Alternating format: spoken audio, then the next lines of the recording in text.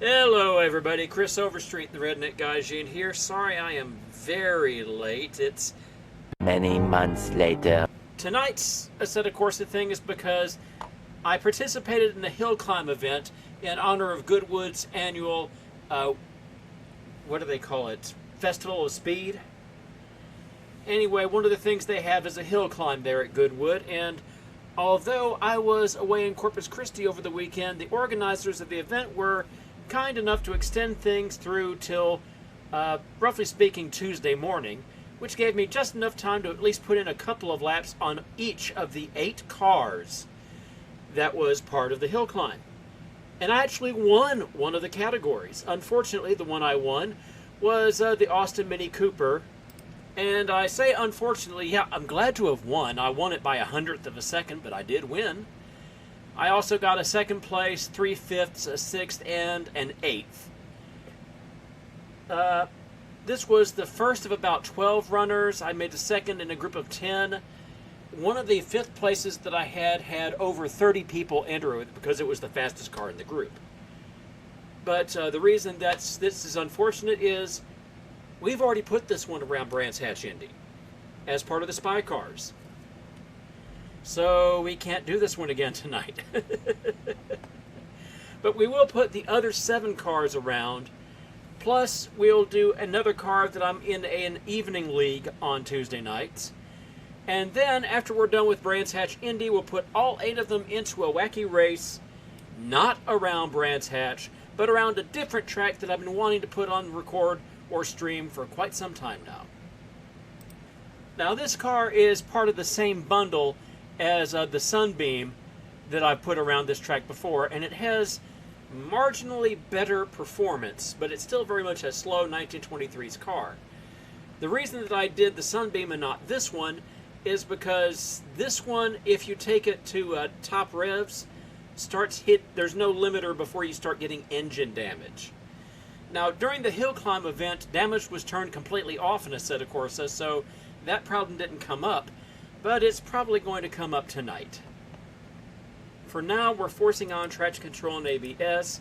Some of the cars we're doing tonight have the glitch where if you engage traction control, it will not accelerate. So we're just going to have to see how that works out. For those of you who haven't watched one of these videos before, here's the deal.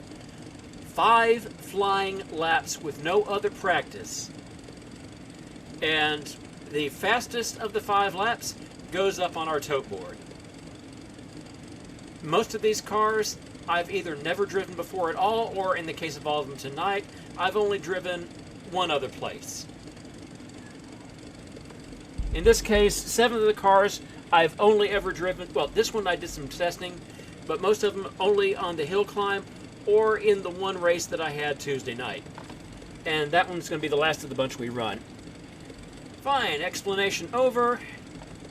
Let's see here.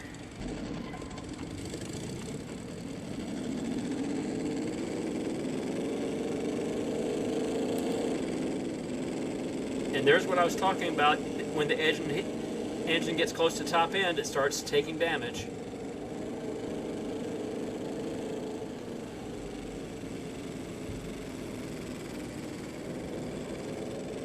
This handles a little bit better than the Lupin Mercedes that we did a few videos back. No, actually we did that for the Spy one, didn't we?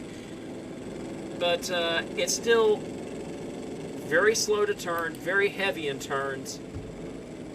And of course, it's a 1923 engine, 1923 tiny little tires. Yeah, just get used to that. I would never organize a race with damage on around this car for that reason, because having to manage damage on a model like this is not something that your average casual sim racer is going to want to do. Throwing this car in is the one thing you absolutely do not want to do.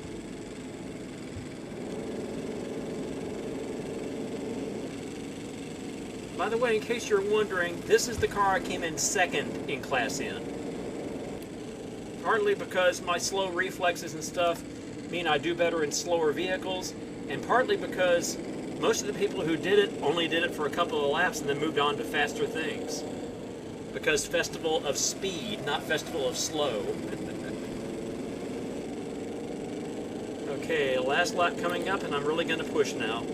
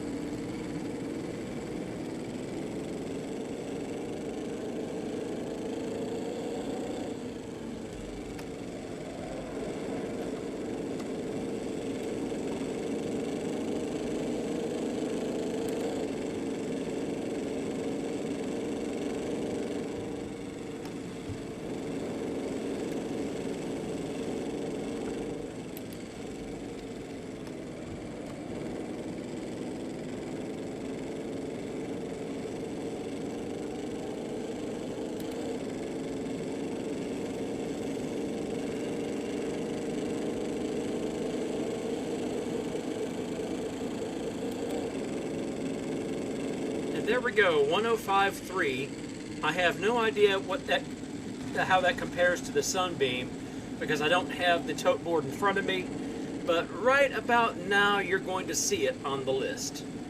Well down towards the bottom, but it's on the list now. And that was because I was very careful with it, very nice and uneventful. So let's have an event.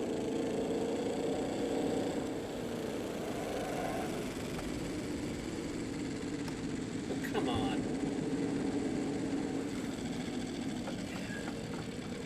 Yeah, it's just too slow and stable. Okay, on to the next car. Here's our next car, and this is one that actually comes out of KUNOS. This is part of, I don't know if it's part of the base Assetto Corsa, but if not, then it's part of the DLCs. The Mazda RX-7 tuned. Not especially fast compared to some of the others we'll be doing, but it's going to be a lot faster than the Fiat that we just drove, and it's considerably faster than the Austin Mini that we're not driving tonight.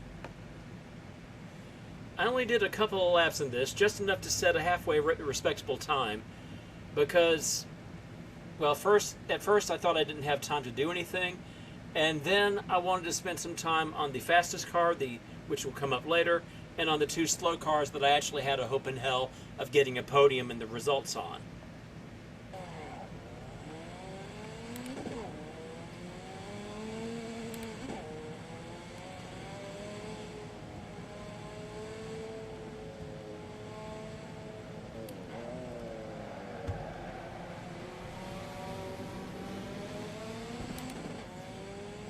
God help me, it sounds like a weed whacker.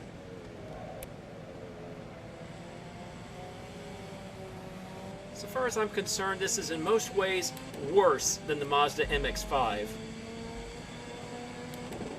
Sounds worse. Handles worse. Just is not a happy-making thing to drive.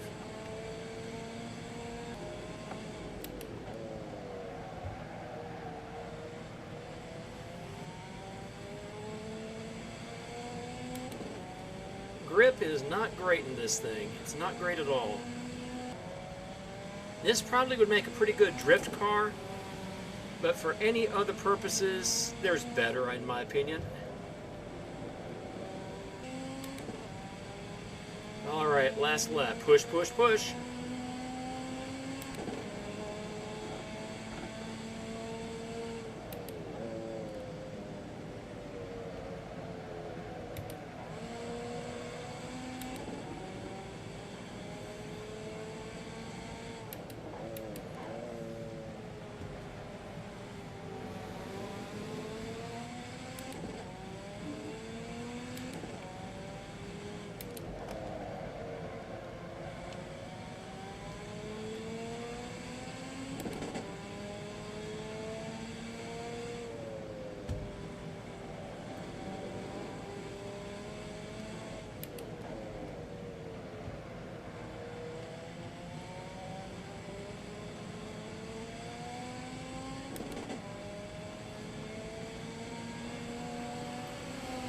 and only a marginal improvement over my first lap all told. 53.3. And it's not horrible to drive, but it's really not wonderful to drive either, not at all. All in all, as Mazdas go, a bit on the disappointing side in my opinion. The McLaren F1 GTR from back in 1995 apparently. I don't know, I'm not a gearhead myself, I just like driving in racing games. Now, my experiences with McLarens in the Assetto Corsa and the Assetto Corsa Competizione is that they're straight line vehicles with bottle cap brakes. And generally speaking, I dread having to get behind the wheel of one. But maybe, I didn't take more than a couple of laps on the hill climb in this, because obviously, and yet I remember it was not the worst of the cars I drove. Those are still to come. So let's take the McLaren out and see what we can get out of it. Let's see if we can get out of it. There she is in all its glorious brownness. Let's go.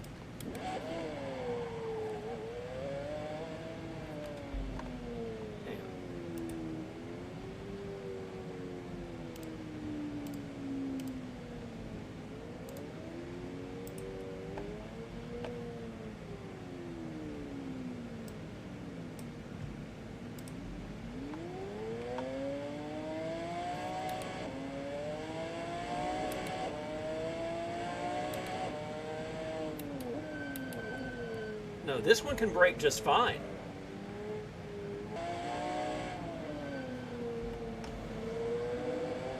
Incidentally, I'm pretty sure this is another one that comes with the Assetto Corsa. It's not a mod.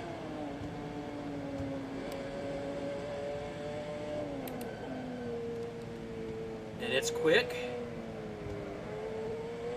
It's basically an F1 car that handles like a GT car because it's got a GT body on it.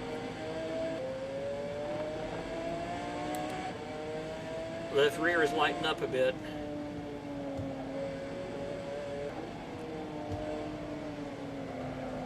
Oh, that was me missing my braking point badly.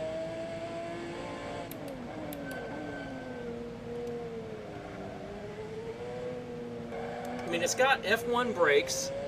It's almost got F1 acceleration. But it doesn't have F1 grip. It definitely doesn't have F1 handling.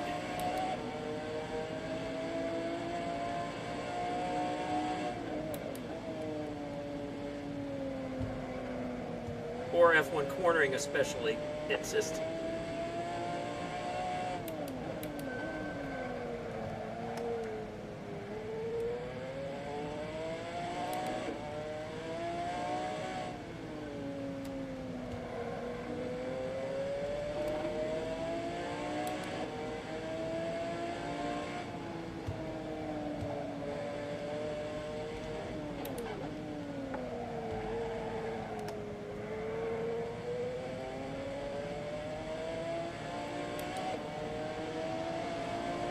Alright, last lap.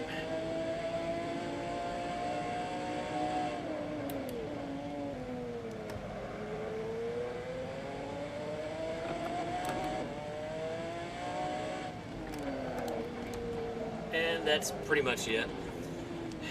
That previous lap I cooked the tires up too much and the grip just wasn't there. Well, yeah.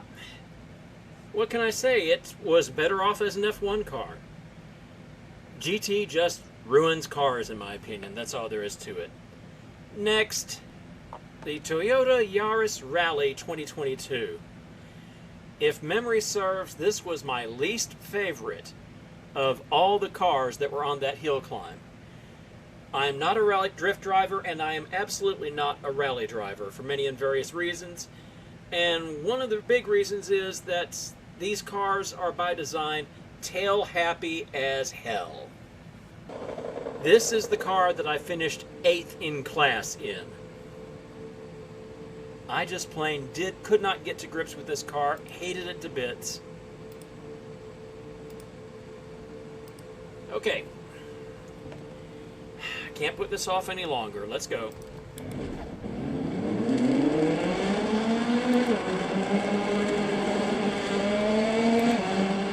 It's loud!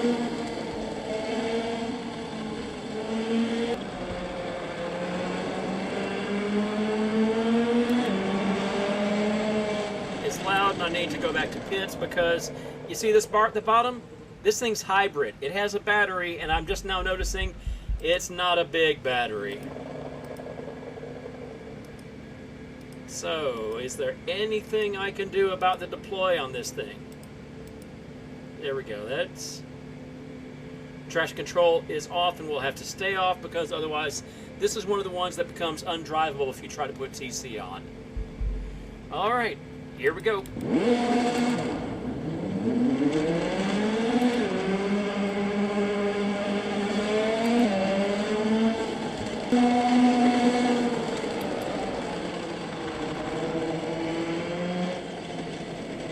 And that's the thing. The battery drain is so intense that I get one hot lap, and that's it. I'm doing everything I can to try to manage the battery, but it's either hybrid or hybrid plus. It auto deploys, and I can't turn the auto deploy off. Which means as shitty as that 52.7 was, that's probably going to be my fastest lap because I cannot rebuild battery power on the road. This is ridiculous. Absolutely ridiculous.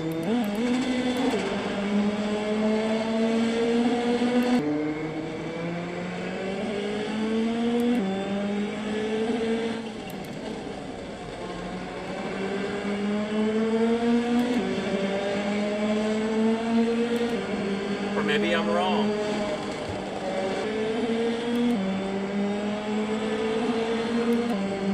As soon as I stop worrying about the damn battery, I'm faster.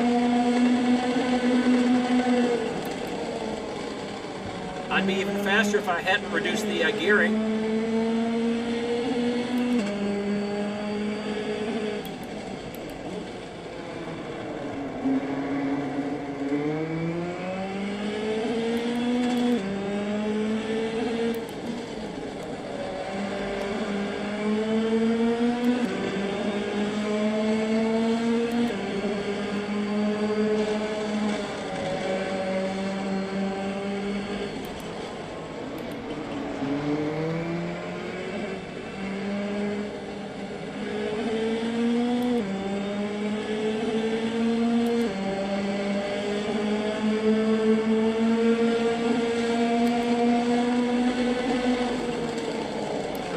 Was 4 flying laps.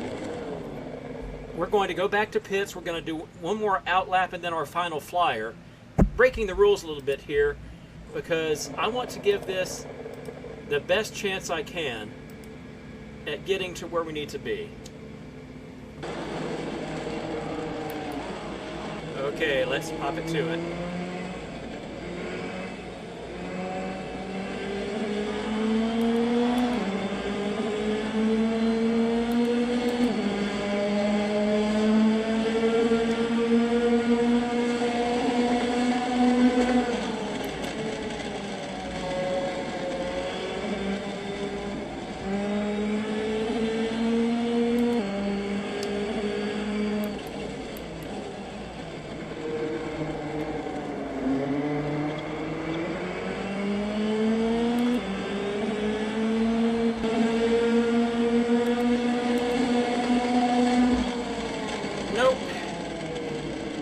Despite my best efforts, worse.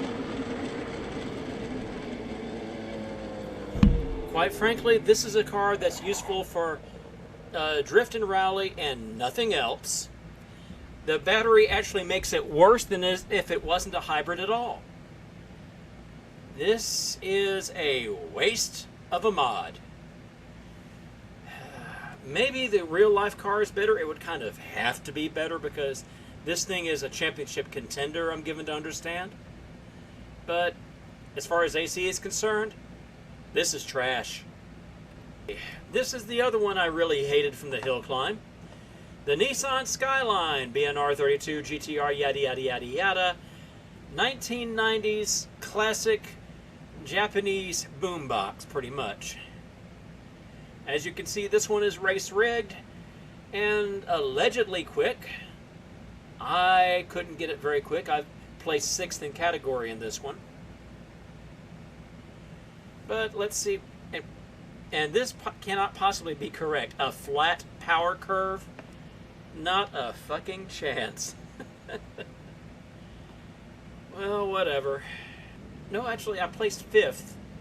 Well, no, I did place 6th, but I was the highest placing, and I think the only person who ran on medium tires when everybody else thought to switch to softs. I was in a hurry. I just wanted to put in a couple of laps, show that I was not a winner, but at least competitive. All right, saddle up.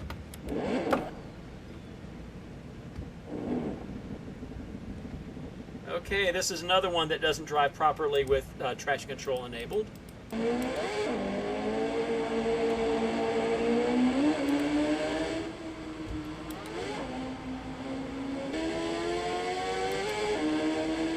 right, first lap. It feels pretty good. Not great, but good.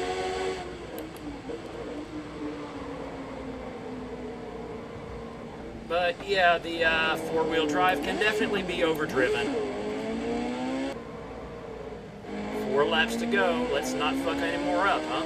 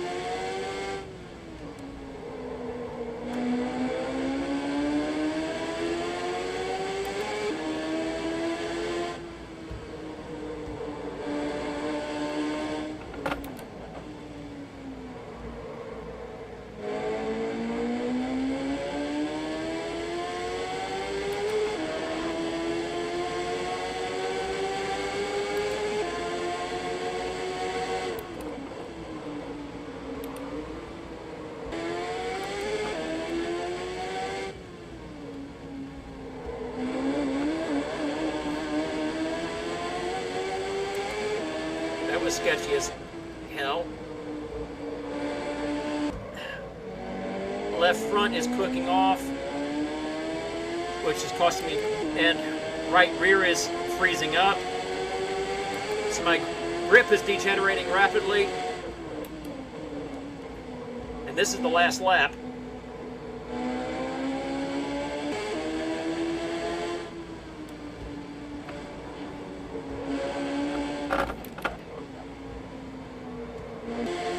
Yeah, it's no good. Once the left front cooked off, that was all she wrote. There is a good car in this. The 4-wheel drive feels very nice and planted. But in order to wring the best out of this, it's going to need some special setup magic to make things happen. And what I did with the setup, some of it was good and a lot of it was apparently pretty bad. This should probably be doing 43s or even 42s around here. And my best was a 45-1. There are good Ferraris to be had, and I'll tell you right now, this isn't one of them. I think I hated this very nearly as much as I hated the Yaris. And I was surprised that I enjoyed driving the McLaren a lot more than I enjoyed driving this piece of filth. And you'll get to see in a moment just why I am so down on this car. And if you are inclined to disagree with my, my strong opinions about this, this is another one of the cars that is available from KUNOS. This comes as part of the Ferrari DLC for Assetto Corsa. So, can't blame a modder for this one. This is pure Italy at work.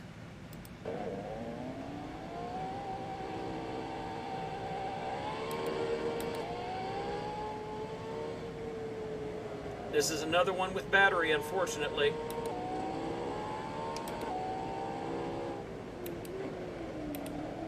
And I missed the part where it said that you can control the battery. Yeah. Delivery adjustment not available. This one doesn't seem to be draining as quickly though, so maybe we can get multiple laps, because here comes the first flyer.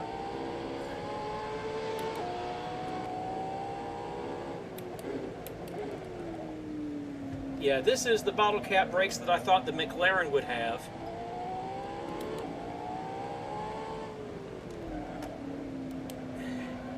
Combined with the boating, it steers almost as badly as that ancient Fiat did. Probably because of the early generation hybrid batteries that this thing has. I mean, this thing was on Top Gear back when Jeremy Clarkson's hair was still brown.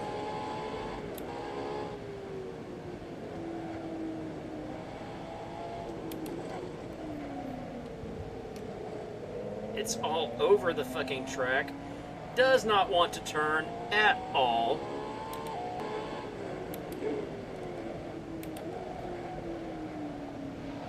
I'm gonna have to brake earlier for that.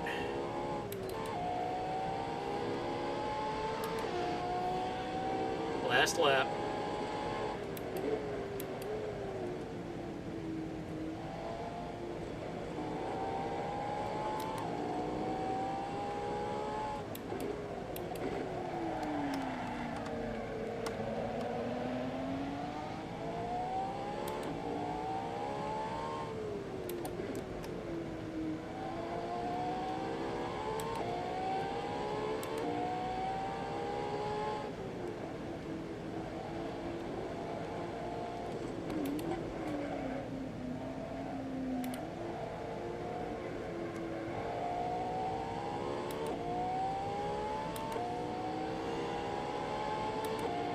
This is a straight line machine, and that's all.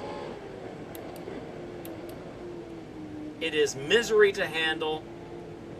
Yeah, sure, it's quick. It goes. Stopping is kind of the question, and turning is out of the question. So, yeah. I forget which of the many Ferrari brands it is, which of the cars it is, that if you buy it, they do not allow you to keep it. They just bring it to the track for you when you want to go racing, and then they take it away when you're done for the day. Quite frankly, this ought to be one of those. The Lotus Exos 125 and the Stage 1 is the actual, as if Lotus was still on the Formula One grid as of about 2011, 2012. Lotus was briefly on the grid again the year after that, but the Lotus Exos 125 without the Stage 1 bit, that was the Formula One car that Jeremy Clarkson drove in the early days of Top Gear. Because it was a Formula One style car that was simplified so that ordinary schlubs could get behind the wheel without killing themselves or just making a fool out of themselves. Mostly. But the Stage 1 is much beefier, and that's what I'm driving in my 7 p.m. races on simracing.gp Tuesday nights. First race yesterday, I placed third out of 9 runners at Bood, the former site of the Indian Grand Prix. And now we're going to take this around Brands Hatch Indy for 5 laps. Alright, I've already set this up for, this is the quali setup, so this should be good for this purpose.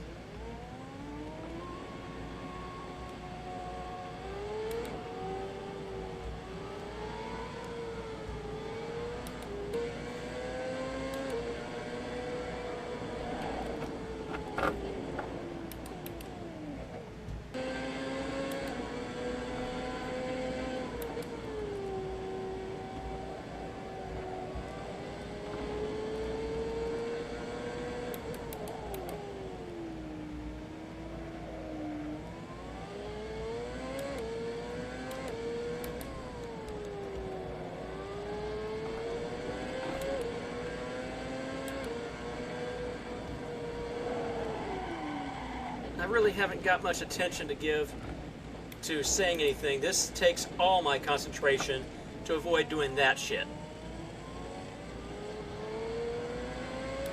Already burned up 3 laps, but God, it feels like an eternity.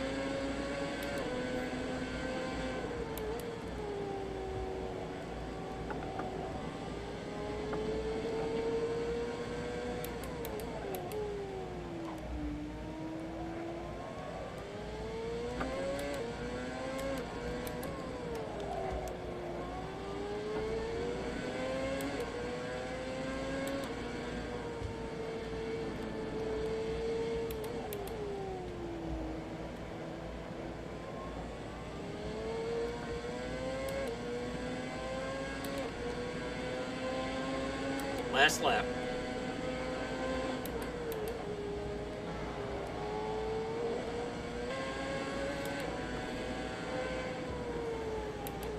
Oh, for being a sub 40 lap, that was eternity. Colin Chapman's company always did make murder machines, that's a fact. But this son of a bitch goes, and it reminds me that I have not put any of the actual Formula One mods around Brands Hatch Indy yet. This one goes straight to the top of the leaderboard, and it is a KUNOS car. So yeah, pretty tall time to beat, 37.5. I did not do nearly as well in this car as I did in the other one. In fact, in both of yesterday's races in this, I was put to last place both times on the first lap. The first time it was about 50% my fault. The second time it was just no. The EuroNASCAR mods, and it's a package of 4 different cars. The one I chose was the Chevrolet, so I could drive in the Gulf livery. Because I live right next to what used to be an old Gulf oil field back in the 40s and early 50s. And I have kind of a soft spot for the dead brand. And besides, the colors are gorgeous. They really are. Alright, let's put this one around Brands for 5, and then we're going to go race on the special track.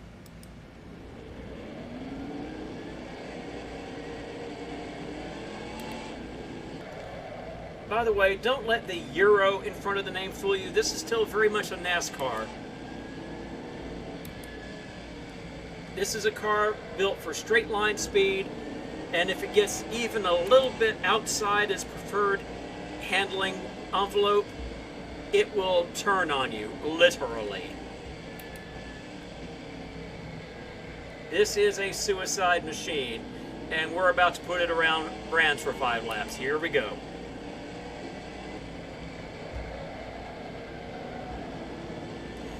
On the other hand, the engine sounds the nicest of all the cars that we've driven tonight. 8 cylinders of global warming. Yes, ma'am.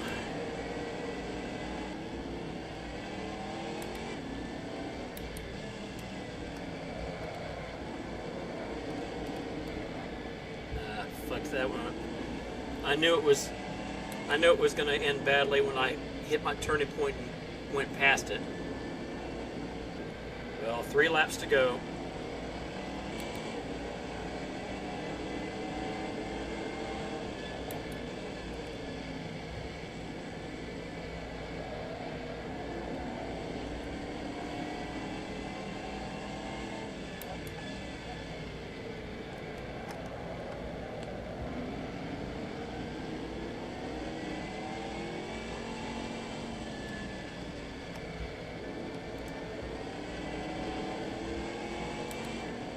There's a trick.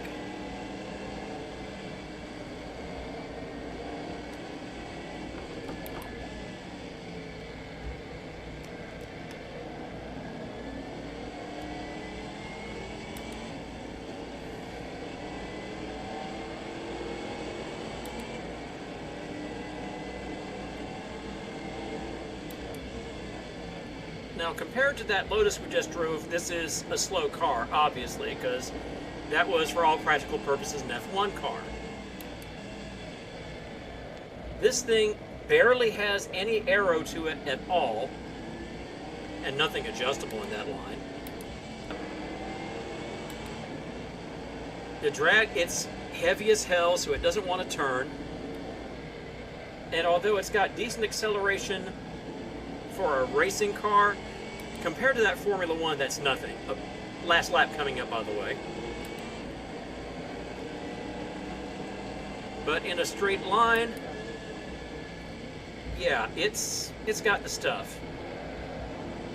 And let's be perfectly honest, NASCAR is a romantic brand.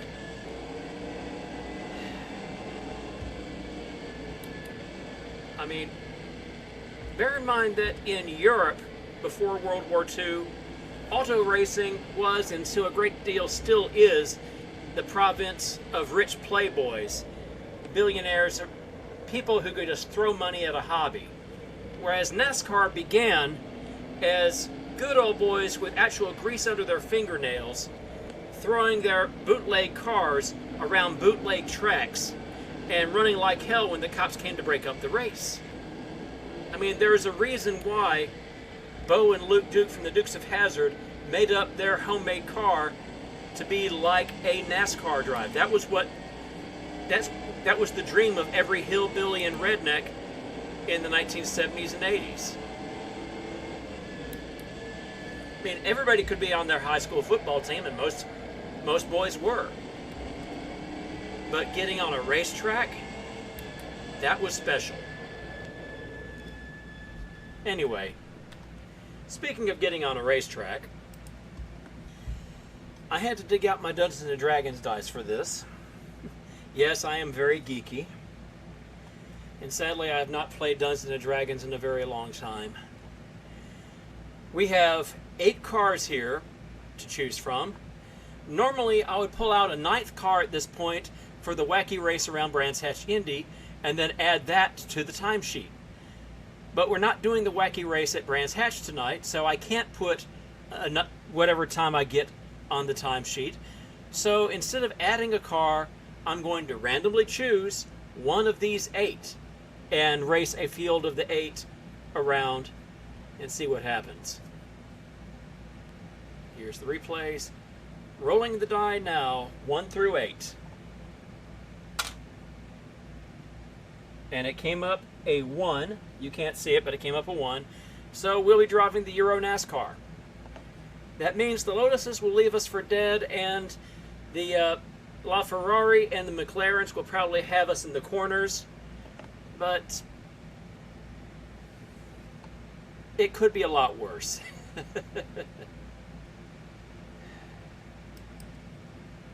No, not the Top Gear track, damn it.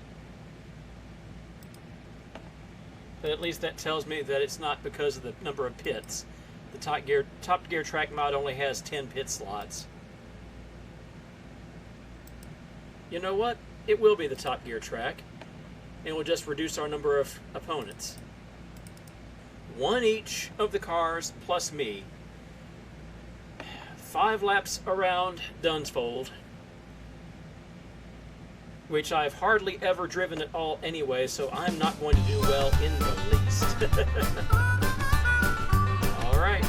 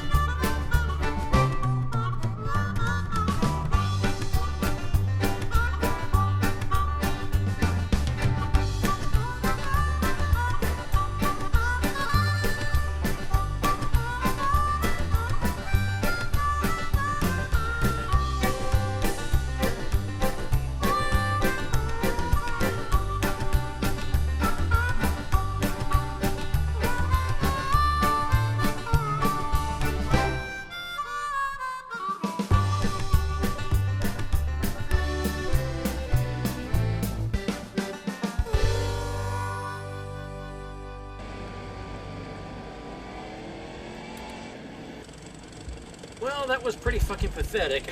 Last of the runners. But I guess it'll make good content.